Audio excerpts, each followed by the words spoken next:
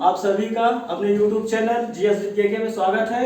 आज हम स्टार्ट करेंगे पॉलिटी मतलब भारतीय राज व्यवस्था। भारत की राज व्यवस्था मतलब भारत की राज व्यवस्था का मतलब है कि किसी देश को मतलब उस देश पर राज कैसे किया जाए, राज करने की व्यवस्था। मतलब भारत पर राज करने की व्यवस्था देखेंगे। भारत पर राज करने की व्यवस्था के 3 अंग हैं।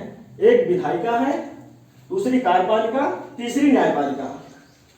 विधायिका मतलब जो विधि का निर्माण करता हो उसे विधायिका कहते हैं। कानून निर्माता, कानून निर्माता 3 स्तरों पे होता है। केंद्र के स्तर पर होता है और एक राज्य के स्तर पर होता है, एक पंचायत के स्तर पर होता है। केंद्र के स्तर पर जो विधि का निर्माण करती है उसे हम संसद कहते हैं। संसद में 2 अंग होते हैं, लोकसभा, राज्यसभा, और राष्ट्रपति भी संसद का अंग होता है। और राज्य के स्तर पर भी 2 सदन होते हैं, एक विधानसभा और दूसरी विधान परिषद। और राज्यपाल भी राज्य के स्तर पर कानून निर्माता होता है।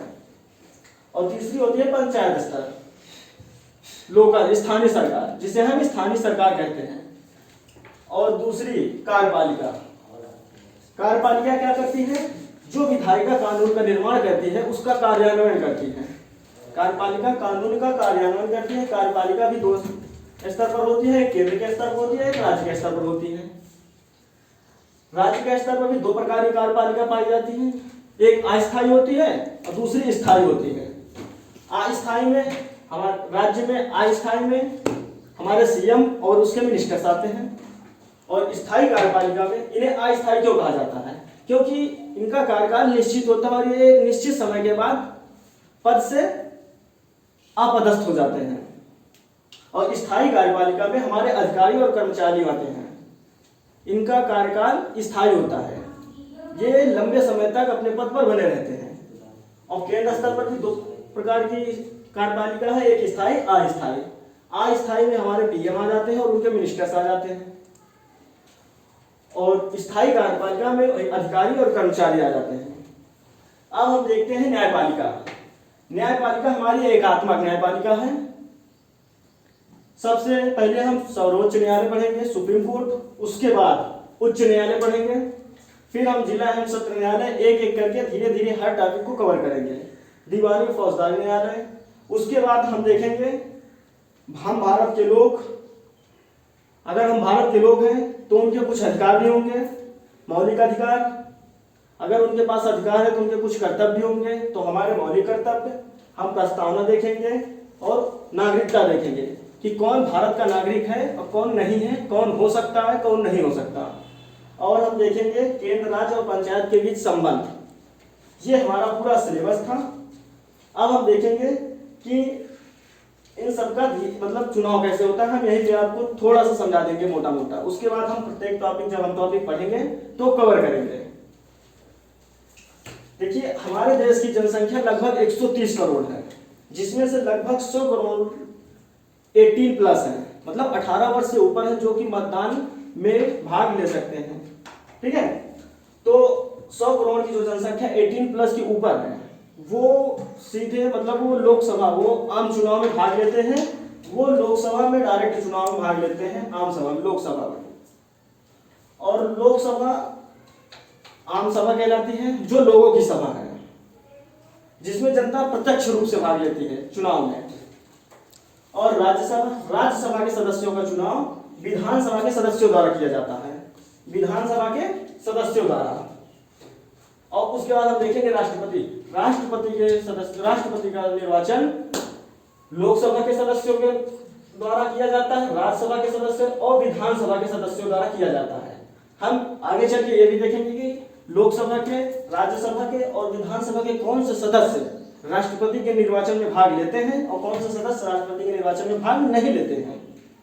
हम देखेंगे राज्यपाल। राज्यपाल की नियुक्ति राष्ट्रपति करता है, इसका निर्वाचन नहीं होता है, ये मनोनीत किया जाता है राष्ट्रपति के द्वारा। ठीक है, और उसके बाद हम देखेंगे विधानसभा।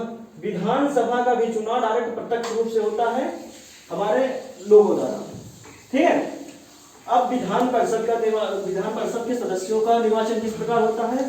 तो विधान परिषद के सदस्यों का निर्वाचन 1/3 सदस्यों का निर्वाचन विधानसभा के सदस्य करते हैं। और बाकी हम देखेंगे जब विधान परिषद हम पढ़ेंगे तो उसमें हम एक एक करके सब बताएंगे, ठीक है। तो ये था हमारा पूरा सिलेबस।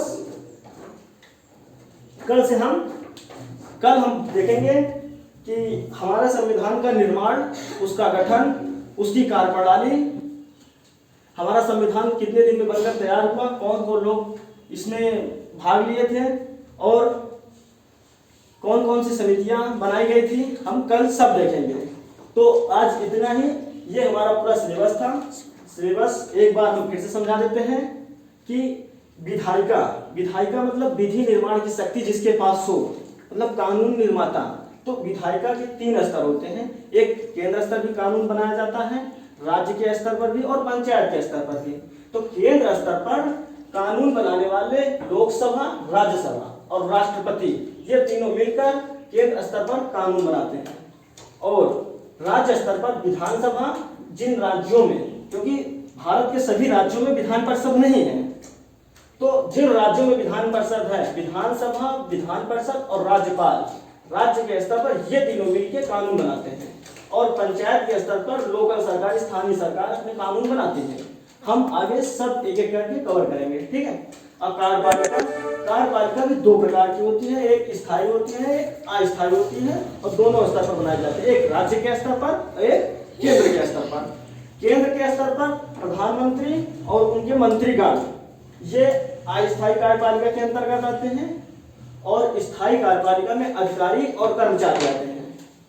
अस्थायी राज्य स्तर पर अस्थायी में हमारे मुख्यमंत्री और उनके मंत्री आते हैं, और स्थायी कार्यपालिका में अधिकारी और कर्मचारी, ठीक है। और न्यायपालिका में सुप्रीम कोर्ट, उच्च हाई कोर्ट, जिला एवं सत्र न्यायालय, ठीक है। ये हमारा पूरा सिलेबस है।